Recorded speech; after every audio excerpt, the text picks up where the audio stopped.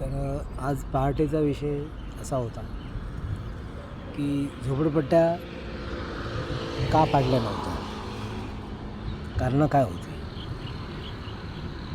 शेवटी हिरवी आणि निळी मुलं सांभाळून, हिरवी आणि काळी मुलं सांभाळून देशाचं नुकसानच होत चाललं आहे. देशद्रोही तयारच होत आहेत. मग देशद्रोही अशा ठिकाणी लपलेले असतात. मी डोळ्याने पाहिलेले आहेत, त्या एरियाचा सर्वे केलेला आहे. त्या एरियात गल्लोगल्ली जाऊन मी अलग अलग ऑफिसर बनून त्यांची चौकशी केलेली आहे. त्या दरम्यान अशी माणसं सापडली आपल्याला.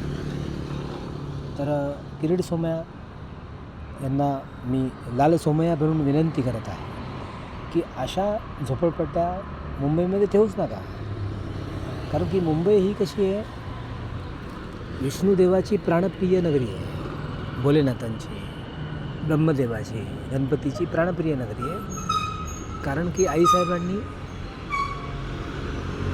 तिथंच वस्ती तयार केलेली आहे त्या महालक्ष्मीला. आणि मी आता तपस्वी असताना मला तिकडेच आई बोलत असते की मुंबईला चालावे, मुंबईला चालावे. पण माझा कसं आहे, नशिबाचा काही भोग आहे म्हणून मी इकडे थांबलो आहे सध्या जंगलामध्ये.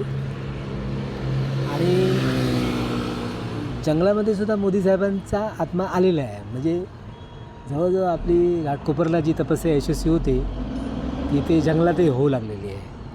असंख्य सिद्धींचं आपल्याला दररोज दर्शन होतं, दररोज अलग अलग माताजी यांचं दर्शन होतं. आणि जीवन हे अतिशय पावन झालेलं आहे.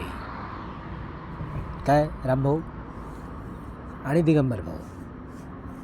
तर हा माझा बोबड्या बोलण्याचा लेख असतो. मला काय एवढं जटिल भाषण करता येत नाही, पण मी येत्या काळात बाळासाहेब ठाकरेंसारखं आदरणीय आणि लोकप्रिय भाषण करेलच मी अनेक स्टेजवर. कारण की हा समाज मला घडवायचा आहे. बरोबर, अनेक महापुरुषांचे दिव्य साक्षात्कार आपल्या किचनमध्ये होत असतात घाटकोपरच्या. बरोबर, आता मला कामाला जायचं, मी जास्त बोलत नाही, थोडक्यात बोलतो आणि हा लेख बोलतो. तर पहाटे 5:30ची प्रेरणा, ॲक्च्युली 2:30-3चीच प्रेरणा आहे. पण मध्यरात्री इथे मच्छर चावतात आणि किती तपस्या केली तर फक्त देवी साक्षात्कार होता, देव वचनात येत नाही आपल्या. म्हणून जैन धर्म आणि बुद्ध धर्माच्या पद्धतीने त्या देवांचा मानव कल्याणासाठी उपयोग करत आहेत आणि पावसाला बोलवत आहेत. तर मी जलयज्ञ केला रामभाऊ, आणि त्याच्यात तिकडचं वातावरणच बदली झालं. आता मी ज्या जंगलात आहे तिथे 25 तारखेलाच पाऊस पडतो. आज 22 तारीख आहे. बरं, अधिक मासाचा 6वा दिवस आहे विष्णुदेवाचा. आणि आपण कसं आहे, परमेश्वरी शक्ती प्राप्त झाल्यामुळे खूप आनंद झाला आहे मला. फक्त स्वप्न आपली कशी उलटी पालटी झाली, ते चांगली रचना करत आहे. स्वप्नावती देवी सध्या नाराज आहे आपल्यावरती. गडावरच्या इकडे जायचं बाकी आहे आणि बरेचसे जैन तीर्थ फिरायचं राहिले आहे अजून. म्हणून मी मुंबईला घाटकोपरला येत नाही. बरोबर, तर सांगायचं म्हणजे असं बघा, मला आनंद व्हायला मी काय झोपडपट्टीमध्ये राहणारच म्हणलं आहे. आणि झोपडपट्टीविषयी मला नफरत का तयार झाली तुम्हाला सांगतो.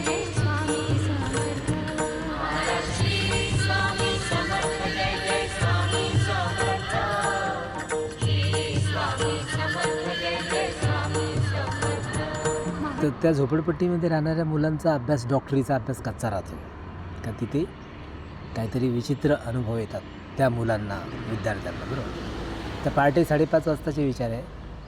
नुसते बिल्डिंग बांधून कन्स्ट्रक्शन करूनसुद्धा त्या गरम सिमेंटामध्ये मनुष्य सुखी नाही हे मला माहिती आहे. पण मुंबई ही आता हळूहळू मोकळी करा. मी विशेष म्हणजे किरीट सोमय्या साहेबांनाच विनंती करत आहे. कारण की त्यांच्यासारखं ते सुपरमॅन तत्व मी काल पाहिलं तिथे त्या बांद्र्याच्या वातावरणात. खरंच सुपरमॅन किरीट सोमय्या साहेब. असं प्रत्येक खासदार आमदाराला सांगेल मी की किरीट सोमय्या साहेबांसारखं अति अग्रगण्य मनुष्य व्हा बालकांना. बरोबर, मी तर लाल सोमय्या आहेच, मी मैदानात उतरणारच आहे. पण रामभाऊ परमिशन देईल तर मी मैदानात उतरणार आहे, नाहीतर मी अखंड चक्रधारी आहेच त्यांच्या मागे उभा, श्रीकृष्ण विष्णू म्हणून. बरोबर, तर 5:30 वाजता बातम्या ऐकून हा लेखाजोखा लिहिला आहे. लिहायची गरज नव्हती, पण वेळ आलेली लिहिण्याची म्हणून लिहित आहे.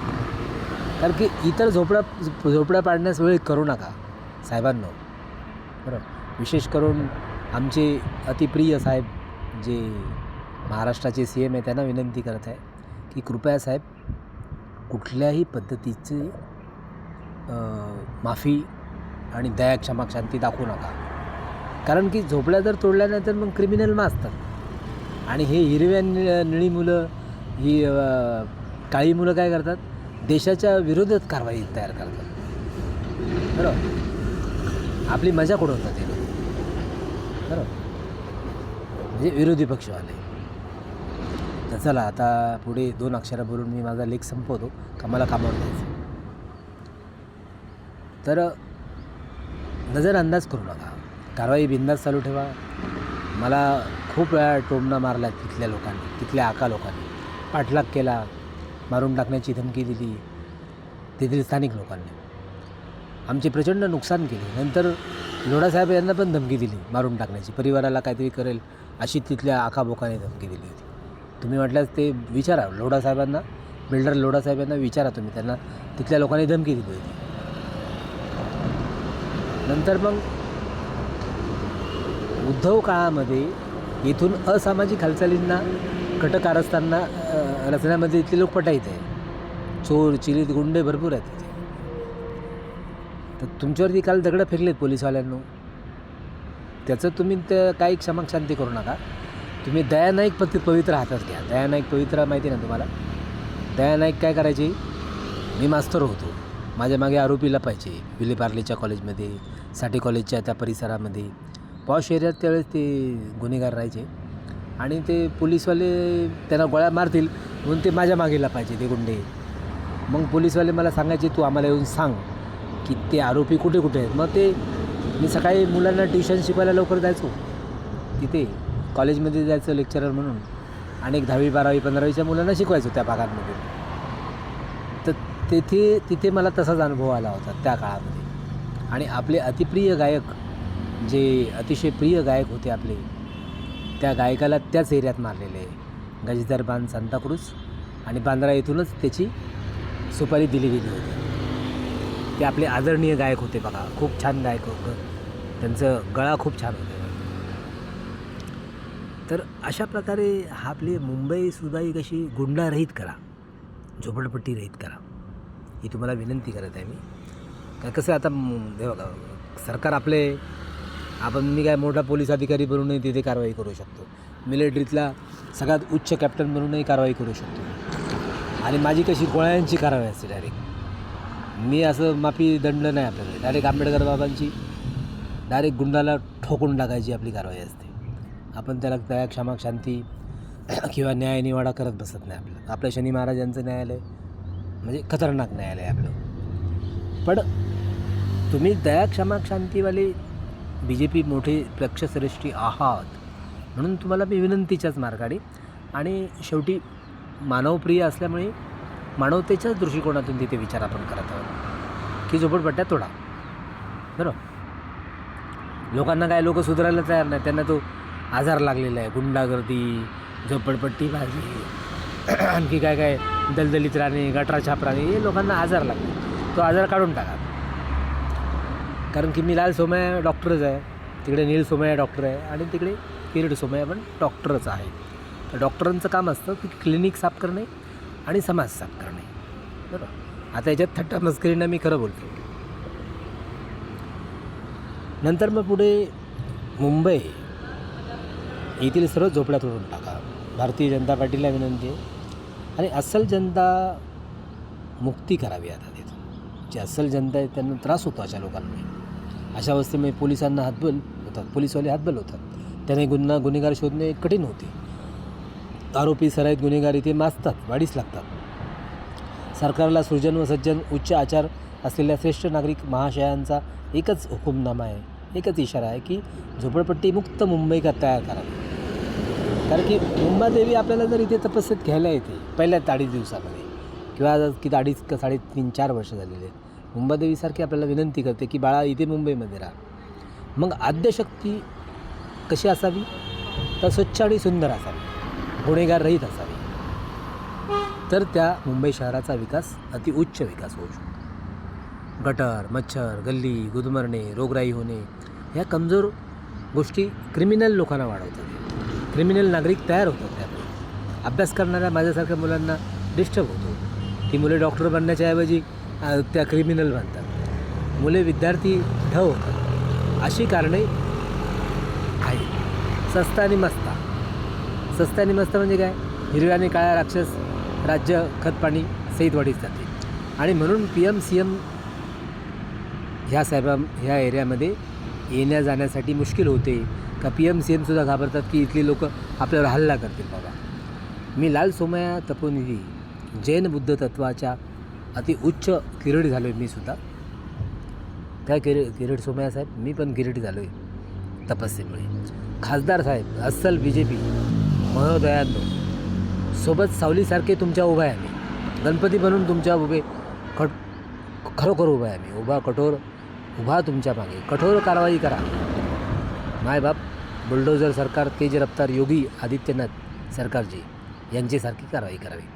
आपला सामान्य नागरिक पण रामबाण श्री SHK बोलतो आहे. खंबीर नवीन BJP महाराष्ट्र नेता मुंबई हितास्तव तप करत आहे. आज इतके आता कर्तव्यपथावर रुजू होऊन पुढील लेखाजोखा तयार करू. मला आता कामाला जायचं आहे. एक्सेम सॉरी, मी डिस्टर्ब केला. आता घाटकोपर पॉलिटिक्स एक सुपर हिरो तपोनायक SHK बोलत आहे. जय भारत माता, जय स्वामी समर्थ, जय शिवशंकर, जय BJP, जय RSS. आणि BJPचा असाच विजय मला फडणवीस साहेबांकडून अपेक्षित आहे. बाकी माझं काही नाही. मला 1 रुपया नको, पण माझी जनता सुखी पाहिजे. माझी जनता मला उंच टावर जरी नसले तरी चालेल. रामभाऊ, काय 10 माळ्याच्या 23 माळ्याच्या बिल्डिंग तुम्ही घाटकोपरला दिल्यात, त्याबद्दल मी एकनाथ शिंदे साहेबांचा आभारी आहे. ते आपले फडणवीस साहेब आहेत त्यांचा आभारी आहे. आणि पक्षश्रेष्ठी मोदी साहेबांचा एक सगळे.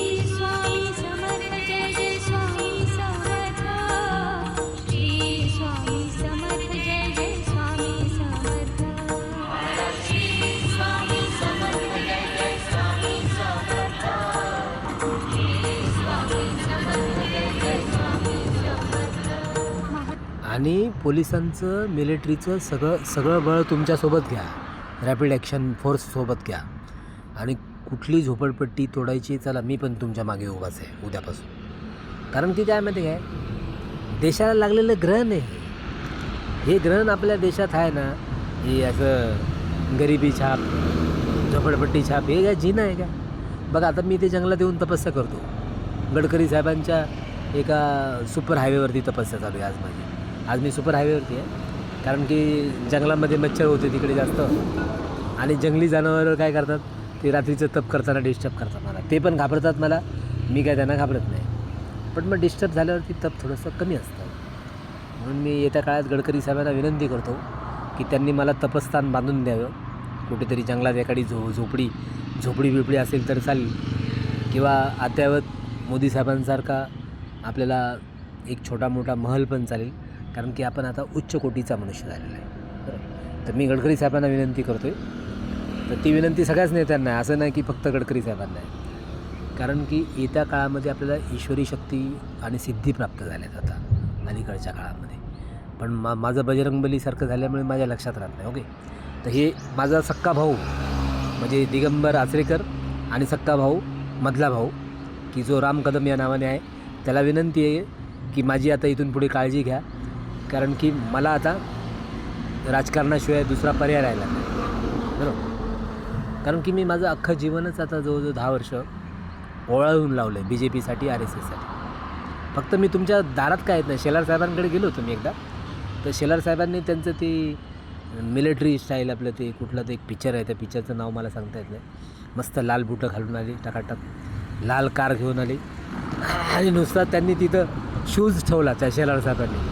लगेच ते SRAचं काम एका मिनटात करून दिलं. मग मी शेलार साहेबांची पाठ थोपडतो की खरंच माझ्या रामभाऊनंतर जर माझा मुंबईमध्ये दुसरा एक मोठा भाऊ आहे वकील शेलार साहेब. खरंच पठ्ठ्या मस्त भारी माणूस आहे तो आपला शेलार साहेब, की त्याने माझं काम एका मिनटात करून दिलं. नुसतं असं तिथं पाऊल ठेवलं त्याने, असं लाल कारमध्ये उतरून आणि लगेच एस-आर-ईचं काम आमचं एका सेकंदात झालं. तर याला म्हणतात खरंच बी जे पीचा अस्सल नेता.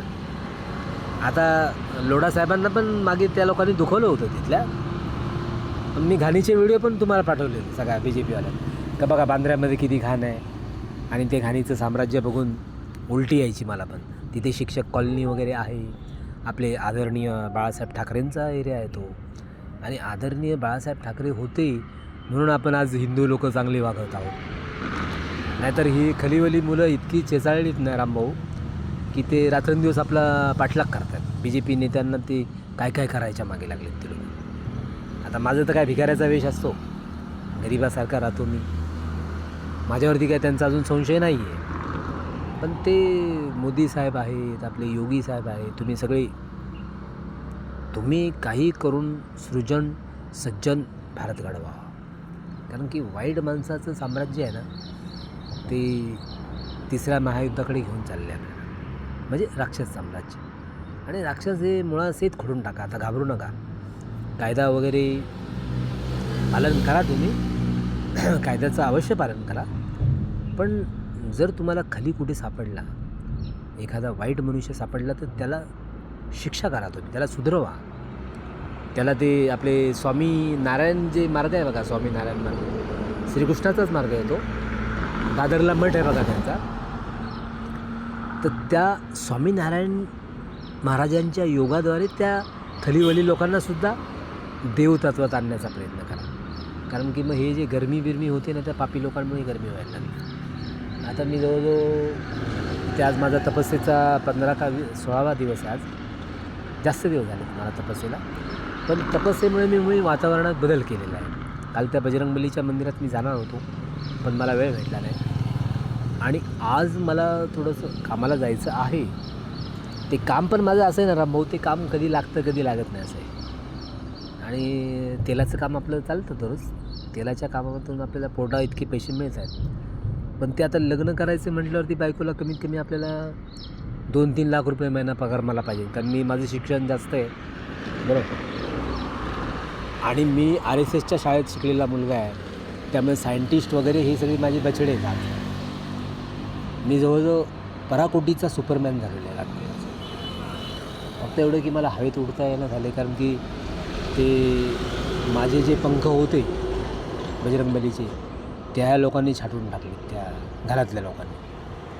म्हणून मी ते जंगलात आपला केविलवाना त्या कंटकशय्येवरती वगैरे अशा ठिकाणी दगडांच्या सानिध्यात तपस्या करत आहे बरं.